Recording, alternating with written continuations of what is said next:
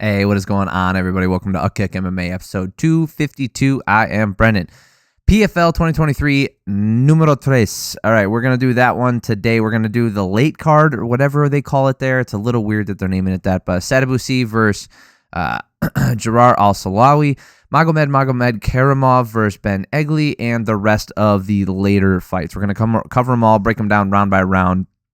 Go through all that stuff here real quick before we get started. You like that kind of stuff? You like podcasts about MMA? You like MMA in general?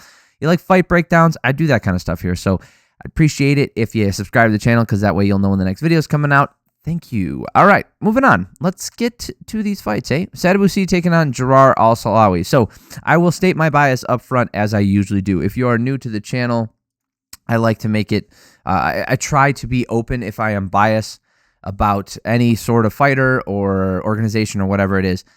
I don't like Sadibou. I thought he got gifted a playoff spot last year, and then he bored his way into the championship. And his championship, it was boring. The rest of that card was fantastic, and Sadibou was just a stinker. Luckily, we didn't have to sit through 3 full rounds of that this time. They said that he's a more complete fighter now. I don't see anything any different. He looks exactly the same as he did last year. Leg kicks, staying away. He ran away, and because he turned, right? So Silawi threw a right kick, right? He threw the kick, and because Sadibou decided to turn, right? He turned his legs and ran away. The kick came over and hit him near the cup area. So that is why that happened, because Sadibou was running away. And then Sadibou ends up poking him in the eye. It was a real shit show. This first round was boring. They got warned a couple times by Mark Smith. And, C is one of the fastest fighters I ever seen. His explosive backstep and turn away is unreal. And I mean that sarcastically, but also seriously. Like, the way he exits is unbelievably quick. Anytime he throws a strike or 2 strikes, if he doesn't feel that he has the advantage going forward, he is out of there like you wouldn't believe. He is so fast. He's faster than Israel Adesanya when it comes to running backwards. And I like Izzy's fighting style because he at least tries to counter and make you pay, and he gets those active finishes and puts himself in the fire. C just doesn't do that. C defended a takedown by grabbing the cage, which was cool because he got to cheat there in the first round. Like I said, I'm not a fan of this guy, so if you are, I apologize. I'm going to come off as very bitter about this. I don't like seeing him win. I think he's a boring fighter. In the second round, it's a typical Sadibou fight, right? Where he backs up constantly, plays it safe, stays on the outside, doesn't do anything. And there's nothing wrong with that for certain fighters. For him, he makes boring fights. And, he like I said, he lost the fight last year, or he got the decision in a fight that he should have lost last year. Mark Smith warned him multiple times in the second round about not enough action, and Silawi moved in, and because he moved in, one of Sadibou's kicks ends up kneeing him in the body, and then he smiles because he realized he can actually get a finish, and he gets a finish by following up after that knee to the body. It's a good win for C. I thought he looked good. Compared to what he did last year, he's about the same, right? He stays on the outside, plays it safe, goes with low kicks, jabs, and that kind of stuff. He doesn't really do anything. Okay, he makes you fight. And if you were to back up, you get warnings. We saw it last year. We saw it in this fight. Anytime Silawi didn't rush face first into a jab, there were warnings because Sadibou was backing up. And they made this comment about how he's a complete fighter now and this and that, and he's a complete mixed martial artist. He's really not, right? What does he do? He's a guy who plays it safe and stays on the outside, and he uses his technical kickboxing. And for a league like this, where it's okay, we'll talk about the real welterweight champion here in a second. Magomedkerimov versus Egli. Here we go. All right, I'm not saying every fighter has to be like this. Okay, I'm not a blood and guts guy. Okay, I'm not saying I want to see sloppy bullshit fighting, but you have to stay active. Otherwise, it's not. One, it's not entertaining, but 2, it's not what the sport is about. Because put this in perspective. Obviously, we all know that the cage exists the way it does in the size that it does because of the parameters that are put forward, right? That's fine. Magomedkerimov rushes him down and then finishes his fight early, and we'll talk about that in a second. But if you look at someone like C, if there's no cage there, do you think he ever takes a step forward, or do you think he just runs away the entire time? Right? He's a complete counterfighter. There's a couple fighters in the UFC like this. There's a couple fighters in Bellator that do this. But really, Sadibou is one of those ones where they talk him up like he's this god of a striker, and he's a good striker. He is, but he stays on the outside and refuses to engage. Magomedkerimov, on the other hand, he don't play that shit. He landed a huge right hand immediately on Egli. Tons of pressure, walked him down. He landed a head kick, and it was over. This is the real welterweight champion. He wasn't able to compete last year because of visa issues. It wasn't anything to do with him or his abilities or anything like that. He probably would have been the champion last year, barring some weird fights with Leal or something like that. And the dude is unreal. His pressure's great. He's got great wrestling. He hits hard. He's a big dude. I think I hope that he knocks Sadibou out at some point. But knowing how Sadibou fights, it'll probably just be him running away the entire time, and he won't be able to catch him. Oh, man. Great win for Magomedkerimov. Fantastic. Short fight to watch. Manfio versus Alexander Martinez. This one was a little bit weird. So Martinez was in on the clinch early, and the story of this fight was Martinez staying on the outside. Here's the thing. Martinez, you want to look at like Sadibou C versus Martinez. Martinez was doing a very similar thing where he was staying on the outside, circling, and throwing out leg kicks. It was a really uneventful first round. The leg kicks gave it to him, in my opinion. The AI actually had it tied 15-15 for each fighter. I felt like Martinez landed more damage, even though Manfio was walking him down. And, this wasn't the most exciting fight either, okay? But they also weren't talking about how good. Here's the difference. They weren't talking about how good Martinez was. They're not saying like, oh, look at his striking ability, and oh, look how he's able to stay on the outside, and oh, look at how smart and patient he is. They were talking about what he needed to do to get the fight won. Right? Even though, in my opinion, he won that first round, they're talking. There's a totally different tone when they talk about him, and I would argue that that's the correct tone. Second round, Manfio with the takedown. Doesn't do much with it, but it was really good control time for him. It was back up. He got another one. Martinez gets an opportunity to get up, but he rolls to his back and gets stuck down there for another 30 seconds. It was really weird. He had this, like I said, he had an opportunity to stand up, and he decided to roll over. I don't know if he was, expecting Manfio to re-engage or if he saw something. It was just strange. Martinez was using the low kicks to stop the pressure from Manfio with about a minute 20 seconds left. It was more circling, and I just didn't feel like he landed enough of those leg kicks early, but maybe he did, and Manfio is just a tough son of a bitch, which I think he is. Manfio's leg took a lot of damage at the end of the round, but the rest of that round was all Manfio, so I gave him that one. I had it 19-19 going to the third, and then Manfio with the constant pressure landing medium combos as Martinez lands the low kicks. Martinez going with those low kicks, only 45 seconds left, and I just don't think it's enough at this point. He needed to mix it up more. The low kicks were landing for him all fight, but he just didn't either land enough hard ones, or he didn't mix it up or use that to his advantage. Manfio took the last round with pressure and landing more overall damage, despite the damage to his lead leg. I gave it 29-28, and he ends up getting the decision here. So two judges had it 29, or two judges had it 30-27, and one judge had it 29-28, or maybe the other way around. But they had it for Manfio, which is correct. The AI had it a draw, which was interesting. And here's another one. Yeah, this main card kind of stunk a little bit. Shane Mitchell versus Nayib Lopez. Now, I say main card, but again, it's called the late card. I don't remember.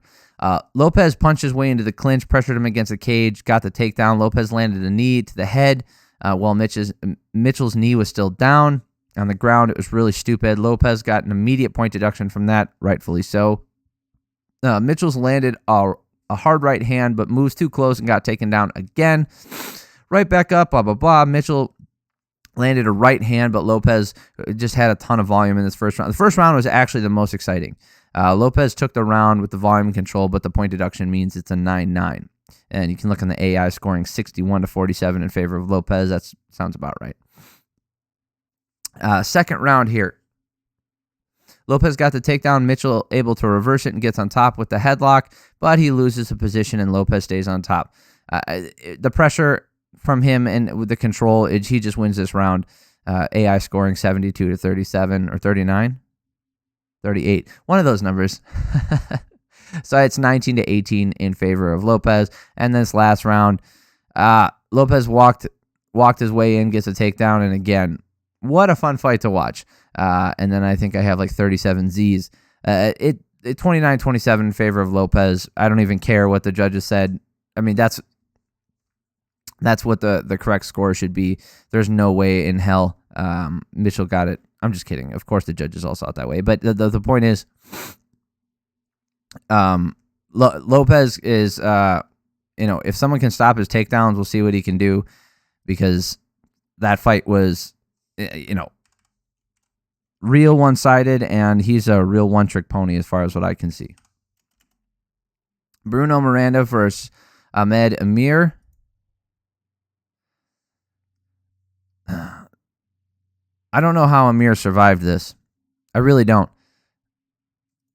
Miranda going for the low kicks and Amir landing a straight right counter. Miranda kept keeping Amir on the outside of the cage using low kicks and pressure. Miranda was landing a combo, finishing it with a left hook and dropping Amir. He dropped him multiple times. He dropped him again with another hook. I don't know if that first round was a 10-8, but it was definitely for Miranda, so I gave it a 10-9. Second round, if you look at the scoring here, 98, 97, and 88. The second round was actually worse. So Miranda landed those power shots again. He catching him enough. Amir just kept getting dropped over and over. Amir going for takedowns nonstop, trying to stop the damage. He couldn't get it. Amir was swinging and going for takedowns. They're just so ineffectual at this point. It was just a showcase for Miranda, looking to the ref to stop the fight after dropping Amir for probably like the third or fourth time in this round. Yet this fight is one-sided, just a one-sided beatdown. I had it 10-8 in this round, and I gave it, so I have it 20-17. You could give it a 10-8 in the first or the second round. It wasn't even close. Miranda dropped him with a hook to start the third round. A left kick from Miranda causes serious issues with Amir's movements. Amir finally got the takedown with 2:30 left in the fight. And then they separated with 20 seconds left. Miranda landed a flying knee. Amir still alive somehow. I had it 30-26. All three judges had it 30-27, but I think there was a 10-8 round that was warranted. Miranda just looked fantastic. Like I said, this was a showcase for him. He looked great out there. And Ahmed Amir, tough as shit, that's for sure. But you never want to be the guy who they're like, man, you're really tough, or, oh, hey, you got a crazy chin, because that means you got your ass kicked. Zach Juusola versus Brandon Jenkins. So if you like sloppy slobber knockers, that's exactly what this turned into. Jenkins landed a kick to the body and a hard right hand, but Juusola landed a hard right hand after getting tagged himself, landing a barrage. Jenkins able to get off the fence. Barely. Jenkins was so badly hurt early on. He was wobbled from the jab. I don't know how he was still in there. Jenkins took so much damage, and then he threw a back fist. It was really weird. He would just get his ass kicked, and then he would start throwing something even though he was still wobbled. And sometimes he would catch Juusola. Jenkins ending the round, landing a head kick, then getting countered. Juusola landing an ungodly amount of damage. I had it 10-9, but the reason why it's a 10-9, even though he had a 99 on here for the AI scoring, is because Jenkins landed plenty of damage himself, okay? That's why. It wasn't totally one-sided. It was a lot of damage, don't get it twisted. And Jenkins definitely lost that round. It was not close. Jenkins putting in the work out to the lead leg and landed some hard hooks to the head. Then Juusola landed a hard shot himself. Jenkins could be rocked again. Jenkins pushing forward nonstop. The technique... his technique of take all the punches to the face might be paying off as Juusola gets wobbled and tired. Jenkins landed a right hand, hurts Juusola, and followed up with a knee to the head. Juusola against the cage, and he starts going for panic takedowns. Juusola shaky on his legs. Jenkins landing another right hand. Both guys are so freaking tired. Juusola landed a 3-piece combo. Then Jenkins landed a right back that this round was so freaking sloppy. It was a total slop. Like I said, this was a slop fest. But I have it 19-19 because I gave the second round to Jenkins. Lots of damage there. 97-89 for the AI score.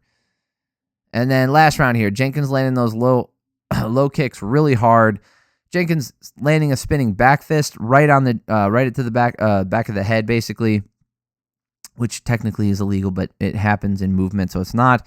He landed a right hand, and then Juusola landed one of his own. The nice slip and a right hand from Jenkins, a huge right head kick, rocks Juusola again. An errant elbow landed from Jenkins, giving Juusola a break. So there's no elbows allowed in the PFL. An eye poke from Jenkins gives them a break as well. Juusola got the biggest benefit from those breaks. He used that energy to land a couple of shots and get the takedown to secure the fight. Kind of a lackluster end to a fun, sloppy fight to watch. 29-28 to Juusola is how I had it. Holy shit, the judges gave it to Jenkins.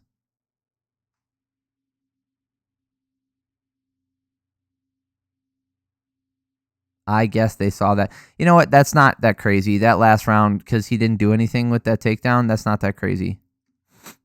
Normally, I'd have more to say on this, but it's not a regular season fight. It was just a showcase fight.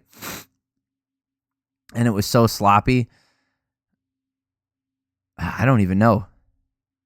Yeah, Jenkins somehow got that win. I don't agree with that based off what I saw, but I could see them giving it to him. Okie dokie. Natan Schulte versus Stevie Ray.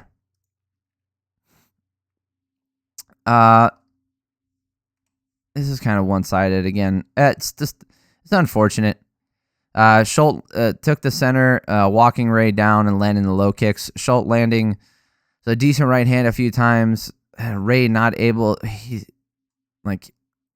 just not getting the left hand up to defend. So that right hand was there all day for Schulte. Schulte got the trip against the cage, and then he landed in Ray's guard, but Ray was too comfortable off his back. I'll say that again later, but he just was. So this first round, Schulte took the damage and the control, 10-9. Schulte gets the takedown and works the trips in the second round. They get back to the feet and then right back down on top. Schulte stayed on top, just floating over the sweeps and escapes. It was beautiful. Great top control, 20-18. Third round here, Schulte waits for a kick, catches it, and gets a takedown yet again. Ray was way too comfortable staying on his back, and he was able to avoid most of the damage because he's really good off his back, but he's just losing because he's not doing anything. You can see here in the AI scoring, he had a 0 and a 14 for round 2 and 3. So it's just, Stevie Ray, a guy who had great wins last year and fought for the title last year and fought for the $1 million. I expected more from him, but Schulte, maybe Schulte just stepped up his game that much, and that's what we're seeing, and he's just that much further ahead. So maybe Schulte is going to go for the title again, and we'll see how the season shakes out. But I'm excited. This fight card, like I said, there was some stinkers, and it was hard to get through at some times, but I am excited for the season in general because I think there's a lot of great fighters. That's all. All right, that's all for this video. That's all for these ones. Thank you for making it this far. Subscribe to the channel so you know the next video is coming out. I'd super appreciate it. I cover UFC, PFL, Bellator, 1FC. I cover all this stuff, 2 or 3 videos every single week breaking down fights just like I did here. So if you like it, subscribe. If you like this video, click the like button. I appreciate that too. And then if you're interested in my back catalog, I've covered every UFC event from the past couple of years, most of the PFL, most of the PFL from last year, most of the Bellators as well from the last couple of years. So appreciate you. Go back and watch some of those. I'd appreciate that as well. Have a great week. Love y'all.